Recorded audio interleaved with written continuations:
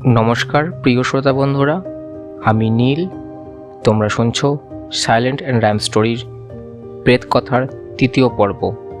আজকে থাকছে তোমাদের জন্য 3টি ছোট ভূতের গল্প।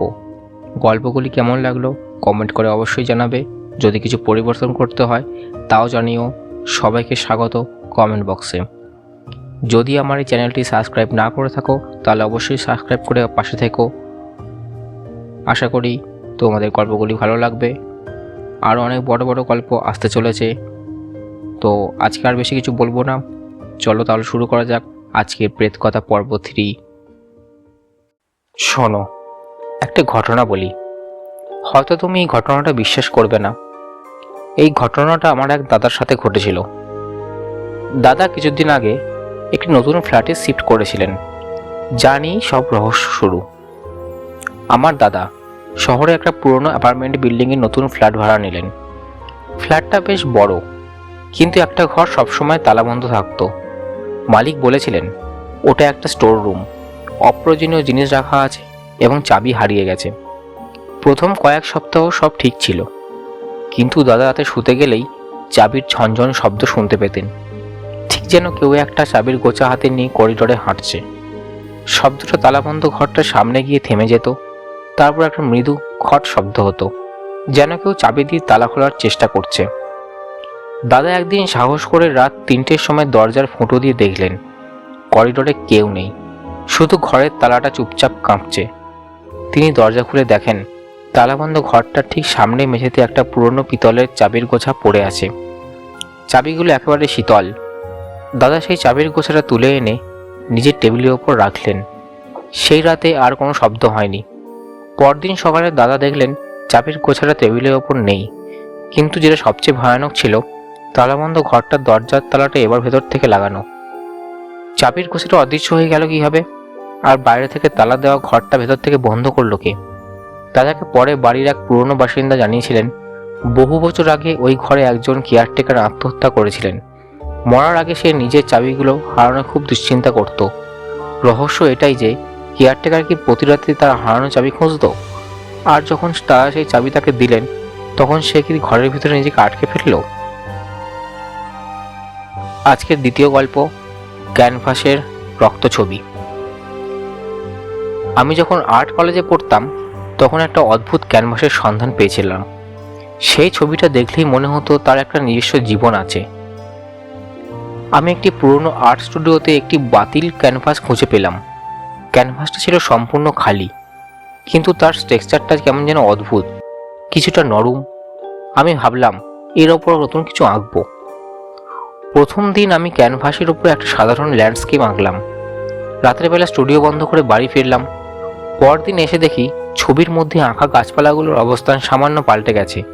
মনে হলো যেন কেউ খুব হালকা হাতে ছবিটা রাতের বেলায় সম্পাদনা করেছে।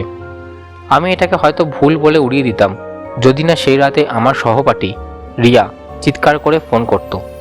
সে বলেছিল স্টুডিও থেকে নাকি কেউ কাঁদছে, ঠিক যেন তুলির আঁচড়ের শব্দ।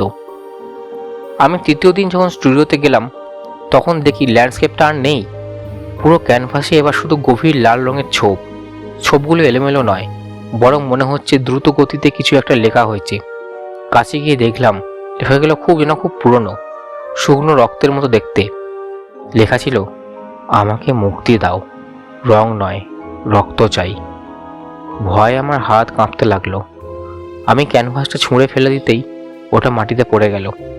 ঠিক তখনই আমি একটা পুরনো খাতা খুঁজে পেলাম।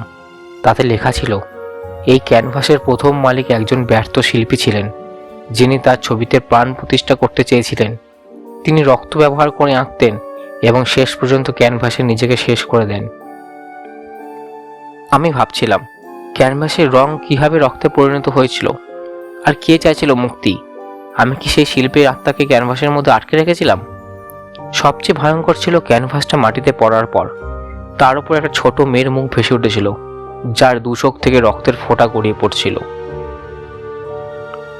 পরবর্তী গল্প, নদীর পাড়ের পাথর নাম। শোনো, আজকে শেষ গল্পটা বলছি। আমার গ্রামের বাড়ির কাছে একটা নদী আছে, যার একটা নির্দিষ্ট পাড় সবসময় রহস্যময় এবং বিপজ্জনক বলে পরিচিত ছিল। আমি আর আমার ছোট ভাই গরমের ছুটিতে গ্রামের বাড়িতে গিয়েছিলাম। নদীটা তখন শুকিয়ে এসেছে। আমার নদীর পাড়ে হাঁটতে হাঁটতে একটা অদ্ভুত জিনিস দেখলাম।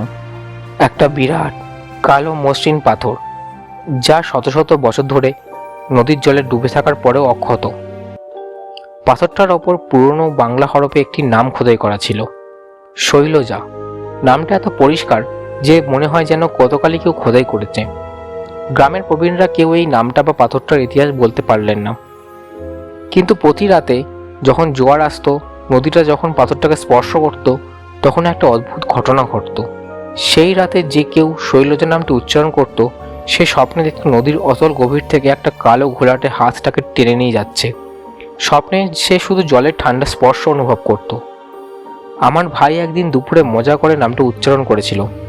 সেই রাতেই সে ভয়ঙ্কর চিৎকার করে ঘুম থেকে উঠল। তার হাত পায়ে ঠান্ডা কাদার দাগ, যেন সে সত্যি সত্যি নদী থেকে উঠে এসেছে। আমরা তাকে জিজ্ঞাসা করলাম কি হয়েছে। সে শুধু ফিসফিস করে বলল, শৈলজা, ও একা থাকতে চায় না, ওর নাম যেন কেউ না বলে। পরদিন আমরা পাথরটা সরাতে গেলাম। মাটি খুঁড়তে গিয়ে দেখি পাথরটা একটা প্রাচীন কবরের ফলক। তার নিচে কোনো দেহাবশেষ ছিল না, ছিল শুধু কয়েক টুকরো পুরনো শাঁখের চুড়ি এবং লম্বা কালো চুল। শৈলজা কে ছিল? কেন তার কবরের ফলক নদীর পাড়ে? আর কেনই বা তার নাম উচ্চারণ করলে সেই ব্যক্তি স্বপ্নে নদীর তলদেশে চলে যেত? গ্রামের লোক বিশ্বাস করত শৈলজা ছিল এক সধবা নারী, যার নাম ভুলে যাওয়ার জন্য তাকে নদীতে ডুবিয়ে মারা হয়েছিল। এখন সে চায় তার নাম আবার সবাই জানুক, যাতে সে প্রতিশোধ নিতে পারে। তো বন্ধুরা, আজকে ছিল আমার এই 3টি গল্প। আশা করি তোমাদের ভালো লাগবে গল্পগুলি। যদি গল্পগুলি অনেক ছোট, তবে একটি বড় গল্প নিয়ে আমি খুব শীঘ্রই আসতে চলেছি, অভিশপ্ত রক্তপিশাচ। আগামী মাসে গল্পটি আসছে, সাথে আরও নতুন নতুন চমক আসছে। কাইন্ডলি তোমরা আমার এই চ্যানেলটি সাবস্ক্রাইব করে পাশে থাকো। চলো তাহলে আজকের মতো বিদায়। আবার আসছি সামনের মাসে নতুন একটি বড় উপন্যাস নিয়ে, গল্প বলা ভুল, উপন্যাস নিয়ে আসছি। টাটা, ভালো থাকবেন, ভালো রাখবেন, সুস্থ থাকবেন। ধন্যবাদ।